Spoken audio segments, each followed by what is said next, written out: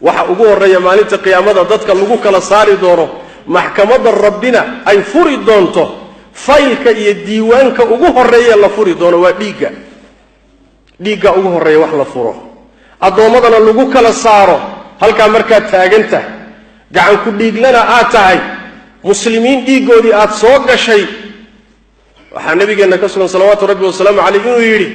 wuxuu imaanayaa ninkii nooca ah isagoo uu ku dheggan yahay kii uu dilay kii la dilay baa ku dheggan fooduu haystaa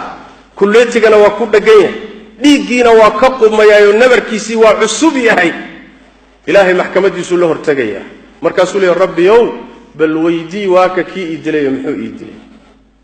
rabbi wuxuu ku leeyay war maxaad u dishay maxaad u dishay markaasuu wuxuu leeyay waxaan u dilay qolaan ugu hiilinayo nin baan awood iyo kursi iyo jago iyo magac uga raadinayay qabiil baan ku taageerahay urur baan ku taageerahay kursi baan ku xoojinahay cizi iyo awood baan qolo uga raadinahay uu ka soo horjeeday sidaas daraaddeed baan u dilo qolaan cizi iyo sharaf uga raadinay markaasuu rabbi wuxuu leeyahay tabaaraka wa tacaala ciziga anaa iska leh cid kalena ma leh markaasaa rabbi tabaaraka wa tacaala wuxuu leeyahay dembigiisii xambaarso markaasaa la qabanayaa naarta lagu tuuraya riwaayadka qaradka waxaa kusoo arooray 70 sano ayuu naarta kusii hoobanayaa salkeeda away reerka ayaa u dagaalantay away qabiilkaad u dagaalantay away ururkaad wax u burburisay away amiirkii ku amray away ninkii dhaqaalaha ku siiyey away ninkaad kursiga iyo jagada saaraysay meesha muxuu ku tarayaa waxbuu kula qabanayaa maya wallah warabbi alkacba inaan waxba lagula qabanay dantaada garo haddaad dantaada taqaano sidaas daraaddeed bay laga maarmaan tahay haddaabad muslim tahay inaadan godkaa iyo booraantaa ku dhicin cabdillaahi bni cumar radia allahu tacala canhu kamaa fii saxiixi albukhaari waxaa ka sugan inuu yidhi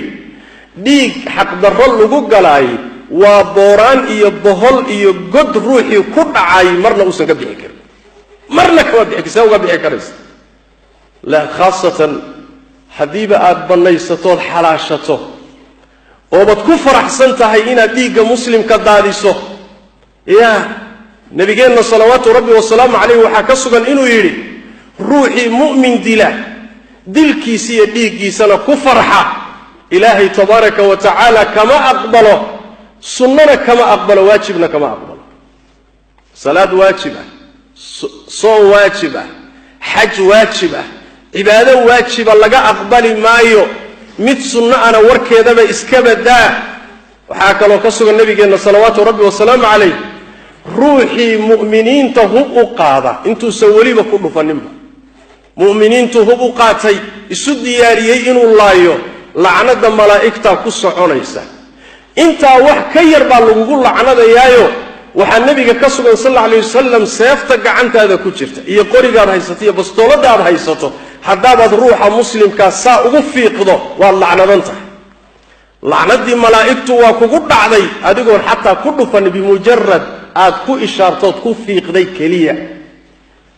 xageed joogtaa marka mid baad dishay 10 baad qabtaa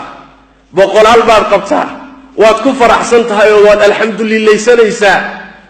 wakaannaka inaada waxba samaynin baad mootaa nasiib darrada ka darani waxa weeye inaad uba qaadataba janno inaad ku gelayso oo wixii intaasoo nusuusa ku soo aroortay inta maskaxdaada iyo maankaagu rogmo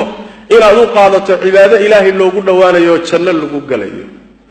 yaa khaybata alqawm yaa lalkhayba musiibo ka weyn miyaad garanaysa afaman zuyina lahu suu'u camalihi fara'aahu xasana